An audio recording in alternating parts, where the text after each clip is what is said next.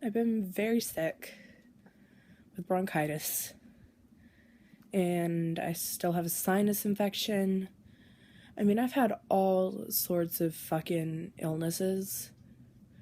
My white count is low, which is like really weird because it shouldn't be. It should be high since I'm sick, but for some reason it's low. So every time I leave the house, go anywhere, I get sick. Just like that. Boom, sick. So now I have kind of self-quarantined since I'm getting over, since I'm kind of getting over, the sinus infection and stuff. I'm on antibiotics. I'll be done with those, I guess, probably this week. And so I've kind of self-quarantined, even though I don't want to. And said, okay, well, I'm going to stop going out until I know why my white count's so low. And so I've got 2 weeks until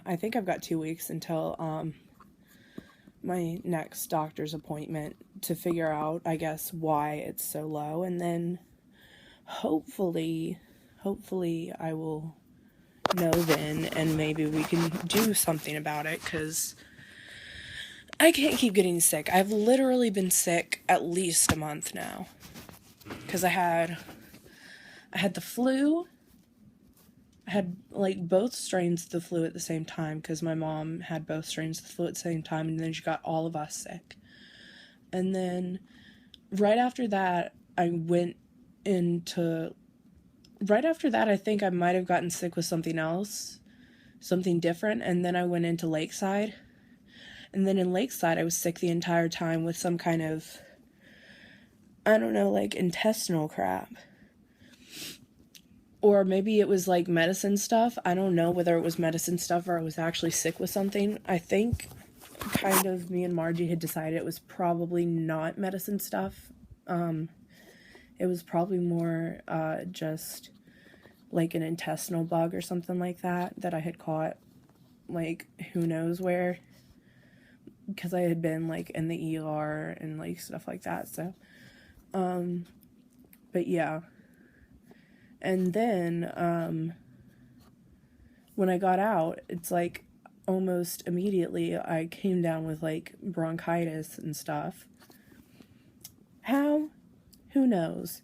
It's it didn't start out any other way. It's it's just all of a sudden I had super bad chest congestion and I couldn't breathe. I actually had to go to the ER and get an inhaler. I've never needed an inhaler before for anything, but it's I literally was just freaking out, could not breathe. And it's my oxygenation, my O2 stats were not good. And my pulse was super high. It's I went to the urgent care and they freaked out and put me on oxygen and I had to have a breathing treatment. Never had to do that before. I've had bronchitis before, but it's never been that bad.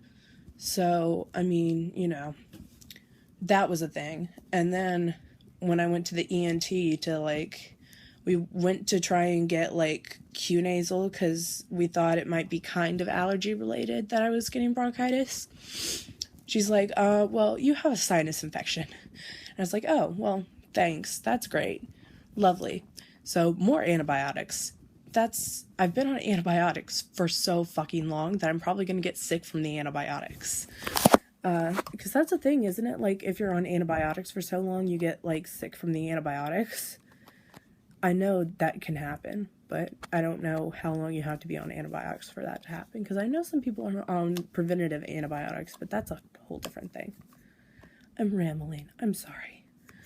But, yeah. And so that was a thing. We didn't get Q nasal because they don't give out samples anymore of Q nasal, which sucks butt. Yeah, my insurance is a butt. It doesn't cover any of the things I want or need. It doesn't cover my Q nasal. So we tried to get a different one. It doesn't cover that either. We found out it doesn't cover Abilify, which I'm on right now, which is what they put me on in Lakeside to try and stabilize me, and I guess it kind of did. It doesn't cover Abilify, so hopefully they'll let me be on the generic and that'll work, but I don't know right now. I'm very confused about it all. And I don't know, it just doesn't, my insurance just stopped covering half of my medicines, and they also don't cover like half the doctors I want to go to, and they just stopped being good insurance. I don't know. It's like this were great for a while, and now they're just like shitty. So shitty. For a while, it's like the worst part about it was that I had to go to Kroger for the pharmacy, and I wanted to go to Walgreens because Walgreens is such a better pharmacy than Kroger. Kroger is literally the worst pharmacy. But now they're just like, oh, well, let's see how many things we can suck at one time. And they're doing a pretty bang-up job of it, you know. They're sucking at a whole lot of things. They're setting some new records. So, thanks. I won't name what insurance that I'm on, I guess. Because I don't know, they might sue me. I don't know if they would or not. Who cares? But anyway, yeah, they're just sucking at everything, and I hate everything right now. It's like, yeah, it's the fun of being a Spoonie. It's like you get sick, and then people tell you can't have the things you need to stop being sick. So great, the most fun. So frustrating. And then it's like the return of the arm socks, because it's not that bad on this side, but my dad told me if I wear them, I have to wear too. But, yeah. Let's see if I can do this.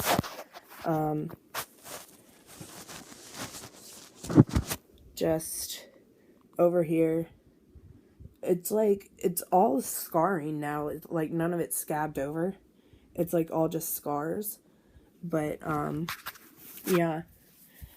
I bought arm warmers to wear, and I'm getting others in like more mute colors and like different designs and things like that, because my dad is always like, you have to wear long sleeves, and I don't like wearing long sleeves because I get hot. I get hot really fast, and then I'm like, this sucks. So I'm just gonna wear arm warmers, because these actually, you think they would make you hot, but they're really thin. So they don't make me that hot. In Lakeside, my favorite nurse had, like, cut off some socks and put them over my arms to protect the, bandaging. So that's why I say the return of the arm socks. Yeah. Return of the arm socks, basically. Anyway. Yeah, I don't have anything else to talk about, I don't think. Basically, just all of the things suck. I don't know. It's like I'm super paranoid that everyone I love is going to be like, oh, well, you know, she won't come out of her house, she won't do anything with us. It's like, she won't even call us back. It's like, because especially I wasn't calling people back for the longest time. Because I just now am able to talk, really. And even now, I'll go into, like, periods of, like, hoarseness to the point where it's, like, I can barely talk. But, I mean, that's the fear, I think, as someone who's chronically ill. Because it's happened to you before. Like, I don't think there's a single chronically ill person who's like, oh, no, all of my friends and family have definitely stayed in my life the entire time, because it doesn't happen. People get scared of this stuff and they run away. People get scared of this stuff. People get sick of this stuff. People get bored of it. People get tired of waiting. It reminds people too much of the fact that, oh, this can happen to me. This can happen to anyone. This could, take away my friend, and I don't want to get close because, anything could happen. There are a million reasons why people distance themselves from others who are sick. And I can understand to a point, but at the same time, like, from my point of view, it's like so much more of an issue. Like, it's so much harder for me in my position. It's like, not trying to compare issues here, but I mean, like, my sickness is more of my problem than it is your problem. So I wish more people would stop and realize it's like, I really should be here for this person because this is hard for them. But I think, I don't know. It's human nature to focus on yourself first, I think, sometimes. And I guess sometimes it's better for you to focus on yourself first, and sometimes you have to do that. And I understand to a point. But at the same time, when everyone I've ever been friends with or loved or anything, when all of my best friends have just, like, disappeared from my life without a word, when, like, everyone I've ever known, like, has just stopped talking to me, it's weird, it's hard. It's like when everybody who said it's so emo for me to say it, but it's like when everyone who's said they're always going to be there has just, like, stopped talking to me completely for no reason. Like, especially the people, like, who are over the internet friends, or, like, friends that I just talk to on Facebook now, who just, like, don't answer my messages anymore, because I feel like it shouldn't be that hard. But there are a lot of people I know who, it's like, I used to talk to them on Facebook a lot, or, especially people who I had known in real life, and we're just friends on Facebook at this point, but they just stopped talking to me. And no matter what kind of message I send now, they don't reply. But that's enough whining about that. I mean, it is a legitimate fear, I feel like, but I don't know. I really don't. I mean, I